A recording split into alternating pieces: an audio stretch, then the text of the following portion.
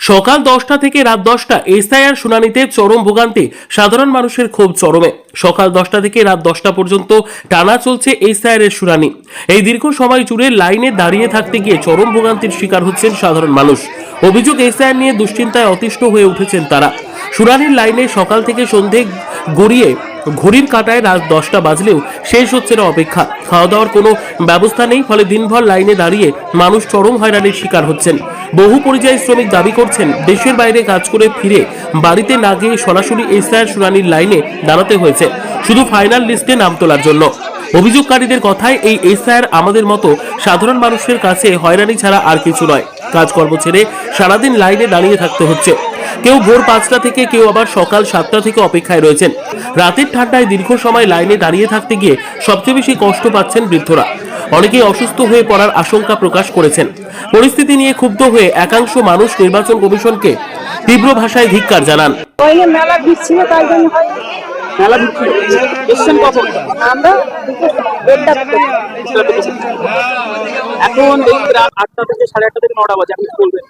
আমি কি বলবো, আর বলার আর কি আছে? এখন কিছু কিছু মানুষ আছে, ওদের না হলে তো হবে না। অসুবিধায় পড়ছেন? বাবা, আমার শিরা যন্ত্রণা আছে, আমি বসতে পারিনি। সেই এটা দুটোর সময় সেকেন্ডে বসে রয়েছে, আমার সন্ধ্যে নাচের পরীক্ষা আছে, তাও আমি খেতে পারিনি।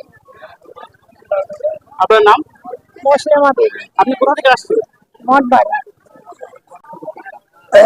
আমার বলা উদ্দেশ্য হচ্ছে, আমরা সেই দীর্ঘ সকাল থেকে বসে আছি, এখানে কোনো পরিষেবা পাইনি। কত বয়স্ক মানুষ বসে আছে, কেউ ক্লান্ত হয়ে যাচ্ছে, তার জন্য এখানে পরিষেবা ভালো পায়নি। একটা বাথরুমও ভালো নেই, আর খাবার জলও পাইনি। সকাল থেকে বসে আমরা ক্লান্ত হয়ে গেছি, যার কারণে এখনো পর্যন্ত আসি, এই পর্যন্ত সমাপ্ত করলাম। এখন বাজে কটা? এখন রাত 9টা বাজে, কি বলবেন? কি আর বলবো, এই তো অবস্থা। আপনি কোথা থেকে এসেছেন? আমি মঠবাড়ি থেকে এসেছি। আপনার নাম? গিয়াসুদ্দিন মন্ডল। সকালবেলায় সকাল 6টার সময় এসে রাত 9টা পর্যন্ত বসে রয়েছি, কোনো খাওয়া দাওয়া কিছু না, এইভাবে লাইনেই দাঁড়িয়ে রয়েছি। কাজ হয়েছে কি এখনো? এই এখন হলো, এই রাত 9টার সময় হয়েছে, এবার বাড়ি যাবো, আর কি করবো?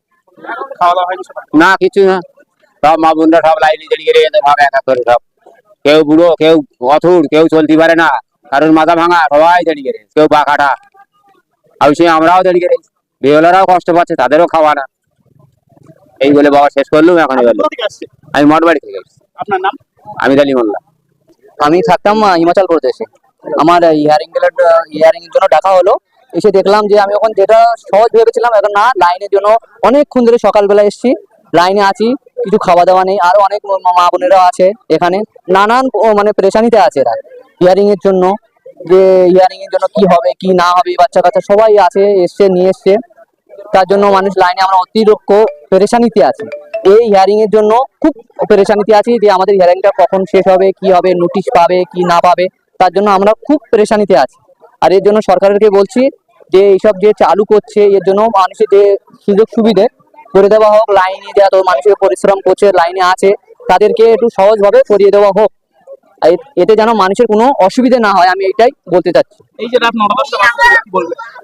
খাওয়া দাওয়া তো হয়নি, আমাদের লাস্ট হিয়ারিং করে আমরা ঘরে গিয়ে খাওয়া দাওয়া করবো, এখনো কিছু খাইনি, সকাল থেকে সকালে এখনো কিছু খাইনি।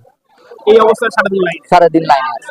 আমি আছি, আমার একটা ভাই আছে, বোন আছে, আমার মা আছে। কোথা থেকে এসেছেন? আপনার নাম? আমি এসেছি মঠবাড়ি থেকে, পশ্চিমপাড়া। আপনার নাম? আমার নাম অলিনুর মোল্লা।